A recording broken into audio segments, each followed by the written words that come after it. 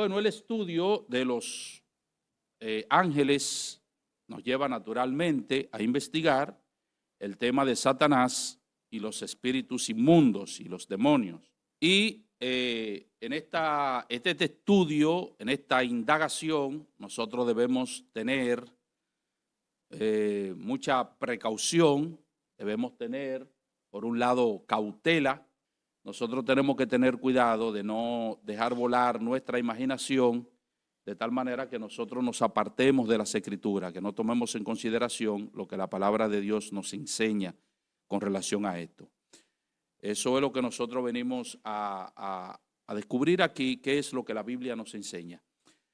Y aunque nosotros tomemos en consideración la cultura popular o las creencias populares con relación a esto y mencionemos eso, pero a nosotros lo que nos interesa realmente es lo que la palabra de Dios nos enseña y es con eso que nosotros queremos quedarnos. Así que tenemos el peligro de la imaginación, no debemos suponer que las concepciones populares o literarias de estos seres son idénticas necesariamente a la enseñanza de la palabra de Dios. No debemos creer eso. Muchas cosas que nosotros creemos, que repetimos y creemos que eso está en la Biblia, son creencias populares. Nuestro propósito es solamente hacer una exposición fiel de los materiales bíblicos, de los materiales postbíblicos, defender su validez frente a las creencias populares y a las objeciones modernas que se han levantado y que se siguen levantando con relación a este tema. Y el esquema que nosotros vamos a seguir es similar al anterior. Nosotros vamos a ver qué nos dice la palabra de Dios, qué nos enseña la palabra de Dios con relación a este tema, tanto el Antiguo Testamento como el Nuevo Testamento, lo que se ha creído, lo que se creyó en el periodo intertestamentario y lo que la Iglesia ha enseñado y lo que se ha creído a lo largo de la historia del cristianismo. Esto obviamente de manera muy sucinta, de manera muy resumida. Veamos entonces la enseñanza bíblica con relación a este tema. Lo primero que nosotros queremos tratar es el tema de Satanás en el Antiguo Testamento. El tema de Satanás en el Antiguo Testamento. Y a lo primero que quiero llamar su atención es a la etimología de la palabra Satanás en el Antiguo Testamento. La palabra Satanás en el Antiguo Testamento, en el hebreo, es la palabra Satán, y esa palabra significa literalmente oponerse, ser o actuar como un adversario. Eso es lo que significa la palabra. La palabra Satanás viene del hebreo Satán, y esa palabra significa literalmente oponerse, ser o actuar como un adversario. Su apelativo, el sustantivo Satán, se emplea en el Antiguo Testamento en relación con los adversarios humanos. Por ejemplo, los jefes de los filisteos en un momento determinado pensaban que David sería su adversario, su Satán, en la batalla en contra del ejército del rey Saúl. Primero de Samuel, capítulo 29, versículo 4. Pide a este hombre, no vaya a ser que en medio de la batalla él se vuelva, ¿qué? Enemigo, pero la palabra que Reina Valera traduce ahí enemigo, literalmente Satán, que él se vuelva un Satán. En otro momento, David descubrió que los hijos de Sarbia estaban actuando como sus Satanín, que sería el plural de la palabra Satán. En el hebreo, cuando una palabra se va a usar en plural, simplemente lo que hace es que se le añade ese sufijo in, i-m, in, y entonces serían sus satanim, al querer matar a Simei. Eso está en segundo de Samuel, capítulo 19, versículo 22. ¿Qué tengo yo con ustedes, hijo de Salvia, para que hoy ustedes se vuelvan, que se vuelvan qué? Mis Satanín es la palabra. Nosotros diríamos mis satanases, si eso se pudiera decir. Sí. Cuando estaba por construir el templo, Salomón no creía que tenía adversario, él no creía que tenía enemigos, adversarios. Pero cuando estaba por construir el templo, entonces él descubrió que sí tenía adversario y descubrió a esos adversarios. Primero de Reyes 5:4. Ven, ¿qué pensaba Salomón? Oh, Dios me ha dado paz. No tengo satanín, no tengo adversarios. No tengo adversario. Eso era lo que él pensaba. Pero cuando se enfrascó en el proyecto, cuando inicia el proyecto de construcción del templo, entonces descubre que sí tiene adversario. Ahora sí, Primero de Reyes 11:14a y 23a. Y Jehová, ¿qué hizo Jehová? Suscitó, dice el versículo 14, y Jehová suscitó un Satán, un adversario. Versículo 23. Incluso en un momento determinado, el ángel de Jehová actuó como un Satán. Sí. Número capítulo 22, versículo 22. ¿Qué hizo el ángel de Jehová? Se le puso como adversario. ¿A quién? A Balaán. Se le puso como Satán. El ángel de Jehová se le puso como Satán.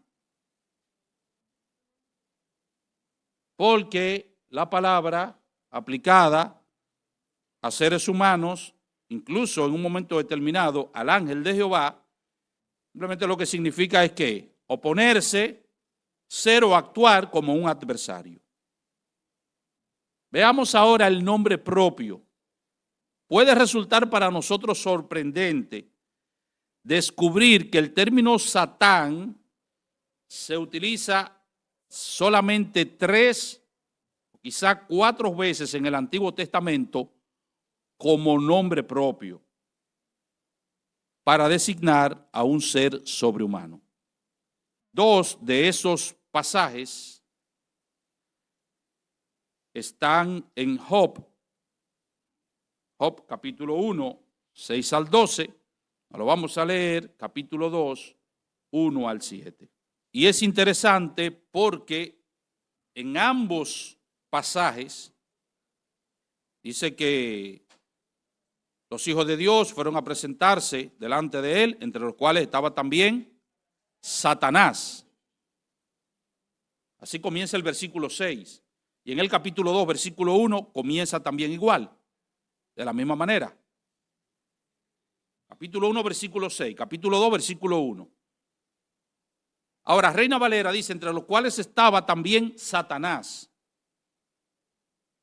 Lo que pasa es que el texto original, el texto hebreo, no dice entre los cuales estaba también Satanás, sino que le añade un artículo definido. Y le dice, entre los cuales estaba también el Satanás.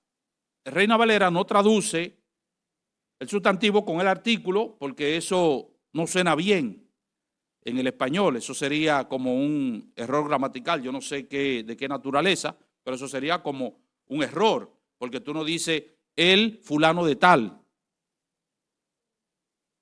Tú no dices el fulano de tal. Tú dices simplemente fulano de tal. Mira, yo estaba donde fulano de tal. Yo estaba donde Ramón. Yo estaba donde José. Pero tú no dices yo estaba donde el Ramón. ¿Verdad que tú no dices eso? Cuando tú utilizas él, omite el nombre porque lo está utilizando como un pronombre.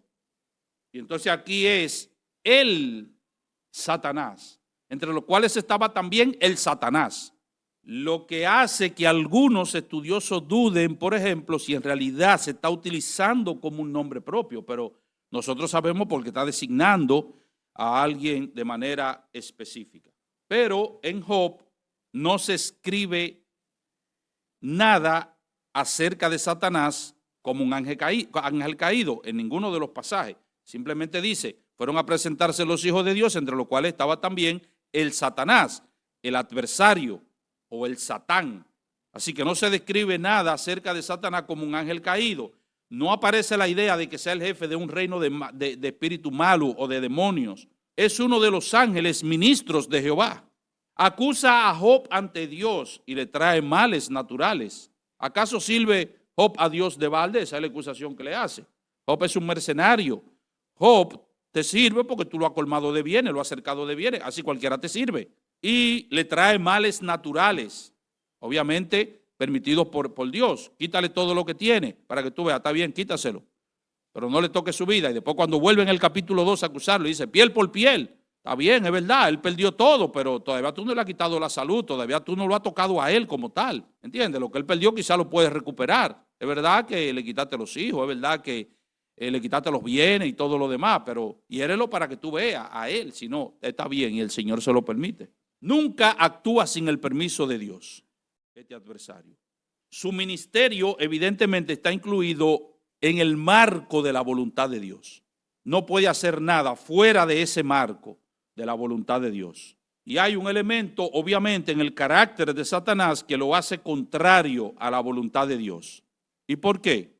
Bueno, porque él se alegraría si pudiera probar que la confianza de Dios en Job estaba errada. ¿No ha considerado a mi siervo Job un hombre justo, piadoso, temeroso de Dios, apartado del mal? Sí, pero eso es porque tú le has dado muchísimo bienes, porque tú lo has bendecido mucho, quítaselo para que tú veas. Entonces él se alegraría si pudiera probar que Dios estaba equivocado, que en realidad Job no le servía a Dios por lo que Dios era, sino por lo que Dios le daba. Otro de los pasajes que nosotros podemos ver, o otro de los pasajes en el Antiguo Testamento donde se usa la palabra Satán como nombre propio, es Zacarías capítulo 3, versículos 1 y 2. Ese sí quiero que lo lean. ¿Qué es lo que se dice aquí de Satanás? Y otra vez aquí se utiliza el nombre Satán o Satanás con el artículo determinado, el Satanás. Recuerden, el adversario, el opositor. ¿Y qué es lo que está diciendo aquí? Me mostró el sumo sacerdote Josué, el cual estaba delante del ángel de Jehová. Y Satanás estaba a su mano derecha para acusarle. Y dijo Jehová a Satanás, Jehová te reprenda, oh Satanás. Jehová, que ha escogido a Jerusalén, te reprenda. ¿No es este un tizón arrebatado del incendio? Así que en este pasaje se dice que el Satanás estaba acusando al sumo sacerdote Josué. Y Jehová lo reprendió por su dureza, pero por su dureza sobre todo contra Jerusalén. El otro pasaje en el que aparece este sustantivo como nombre propio es en 1 de Crónicas, capítulo 21, versículo 1. Satanás se levantó e incitó a David para que hiciese un censo contra Israel. En el pasaje paralelo de Reyes se nos dice que fue Dios que hizo eso, que tentó a David para que hiciera el censo. Los estudiosos dicen que no hay contradicción en ambos pasajes, simplemente Satanás no puede hacer nada que Dios no se lo permita, así que Satanás es solamente el instrumento que Dios usa para incitar a David a que hiciera un censo. En el versículo 8 de 1 de Crónicas 21, David reconoce que eso fue un pecado delante de Dios. Y fue un pecado, ¿por qué? Porque estaba por el medio o el propósito del censo era el orgullo de David, es decir, saber qué tan grande era su reino, saber qué tan grande, qué tanto había crecido su reino. Y eso obviamente lo que estaba detrás de eso era el orgullo. Entonces, por eso Satanás lo incitó a ese pecado y David reconoce que es un pecado. Así que Satanás aparece aquí en este pasaje sin el artículo definido y su papel de acusador se ha transformado ahora en el papel de tentador. Recuerden la palabra adversario, opositor, pero ya vimos en el caso de Josué, en el caso de Zacarías, perdón, que es un acusador, está acusando al sumo sacerdote Josué delante de Dios. Y ya aquí lo vemos tentando, ya aquí se presenta como un tentador. Así que ya esto nos da cierta característica de Satanás. Y repito, es en este pasaje donde Satanás, el único de los pasajes donde él aparece sin ese artículo definido. Y por eso algunos estudiosos creen que en realidad aquí es el único pasaje donde se hace referencia, en realidad se usa el sustantivo para aplicárselo a Satanás como un nombre propio, como tal. La palabra Satanás no se usa en Génesis capítulo 3. Simplemente se dice en el pasaje que la serpiente era astuta más que todos los animales del campo que Jehová Dios había creado, y que la serpiente es que se le acerca a Eva y que la serpiente es que tienta y seduce a Eva. La serpiente, no se usa la palabra Satanás.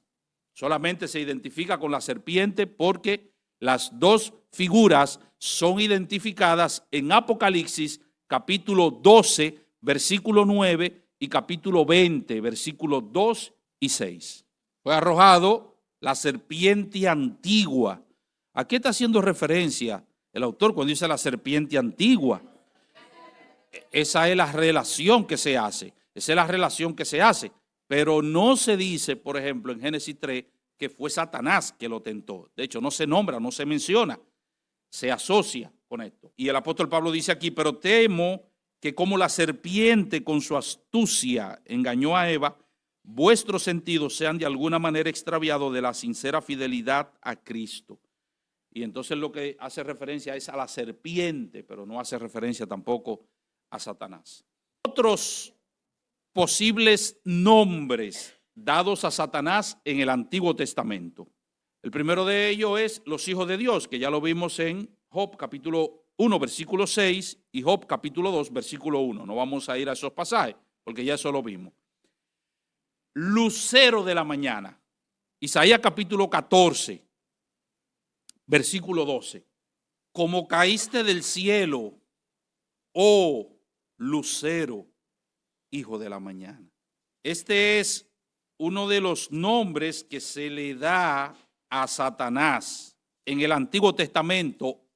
Voy a aclarar. Uno de los posibles nombres que se le da a Satanás en el Antiguo Testamento. De hecho, muchas personas dicen, hemos escuchado a muchos cristianos en algún momento de nuestra vida cristiana y de nuestra enseñanza, nosotros también hemos creído y hemos dicho eso y hemos enseñado eso. La gente dice, el nombre original del diablo no era Satanás, ni era el diablo, él se llamaba Lucero.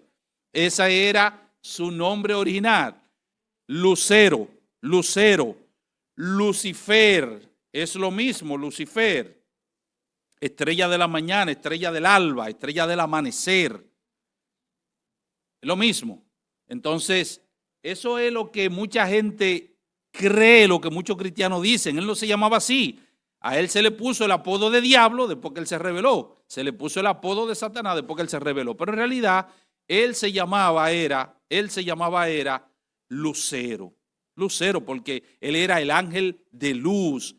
Esa palabra puede ser traducida también como eso, el portador de luz. Él era el portador de luz. ¿Y de dónde tú sacaste eso? Oh, míralo aquí, Isaías capítulo 14.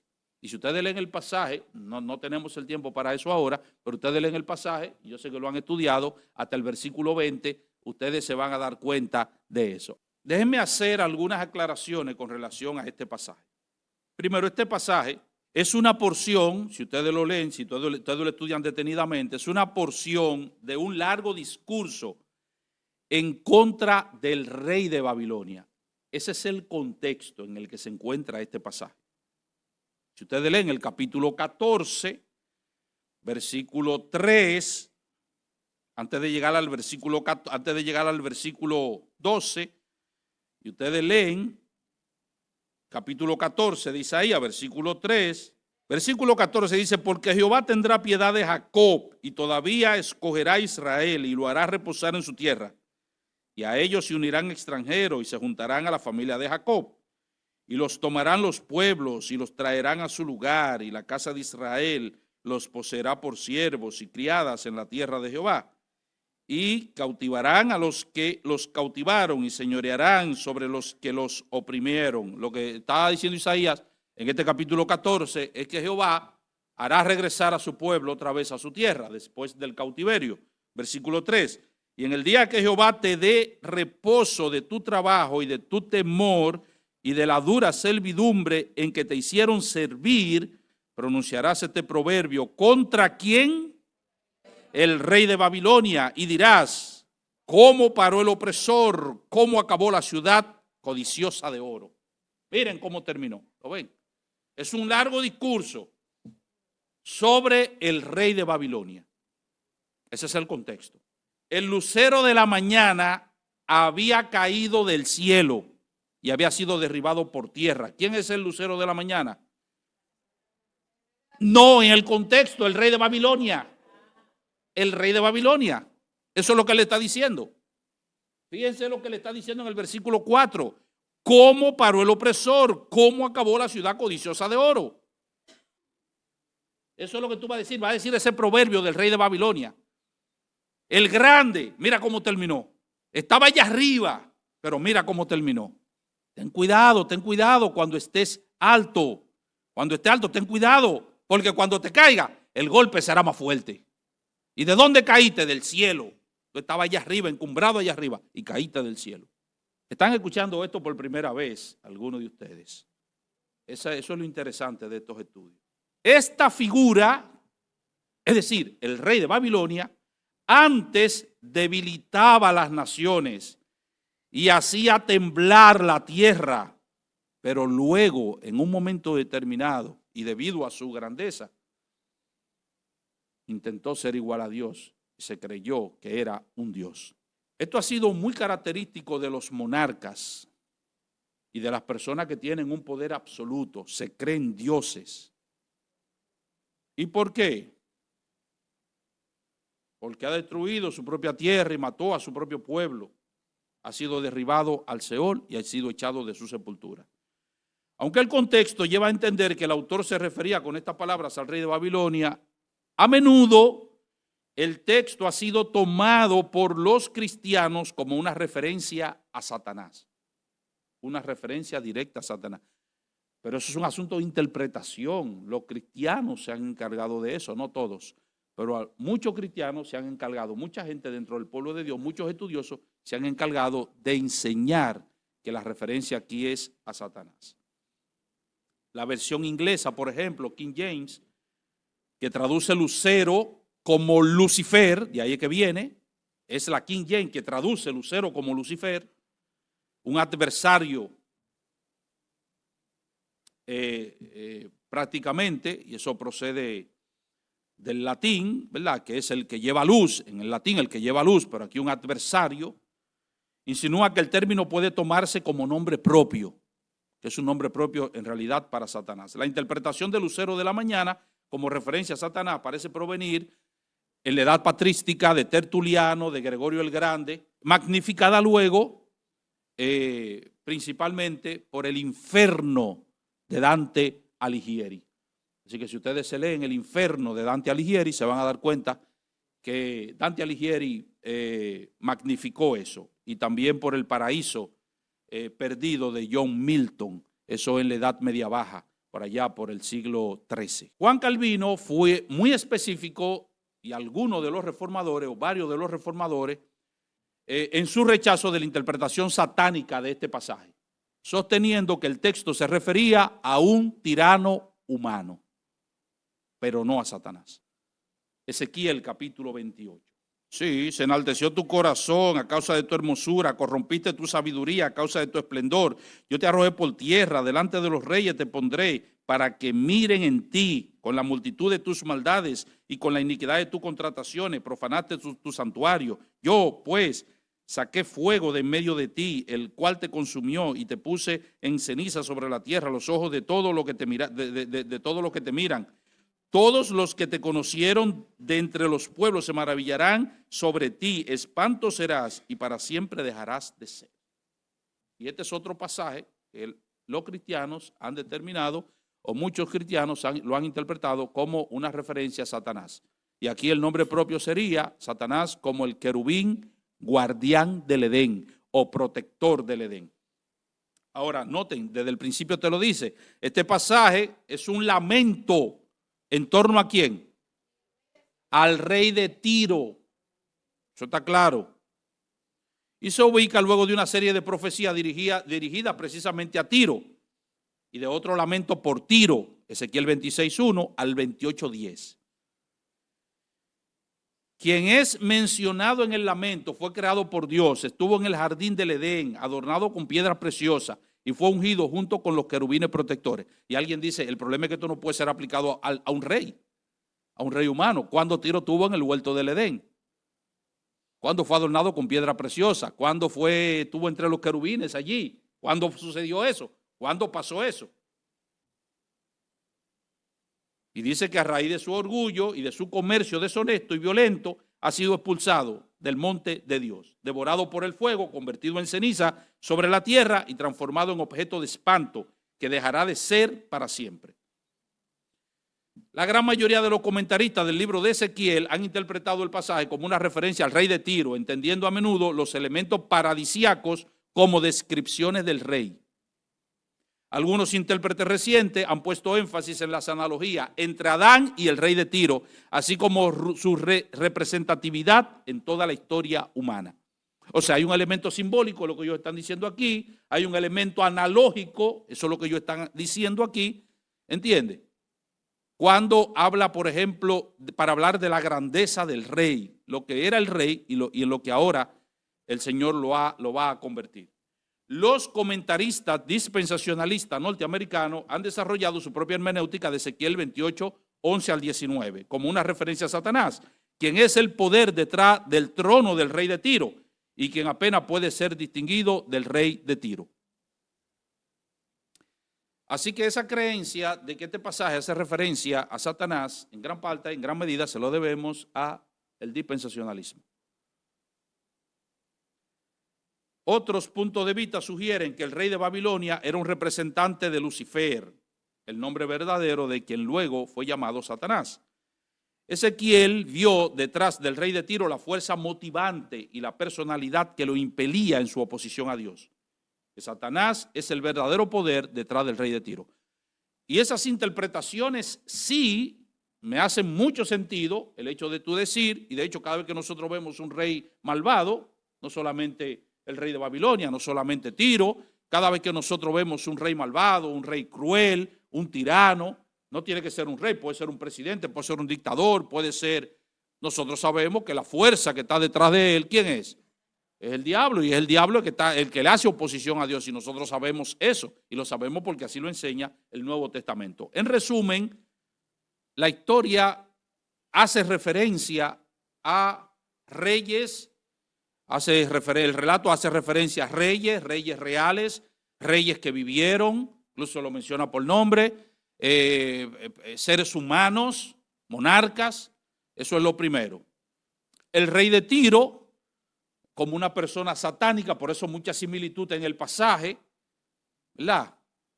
Querubín protector, mucha referencia que nos hacen pensar en el pasaje que la persona que se está describiendo en realidad es Satanás, no un ser humano.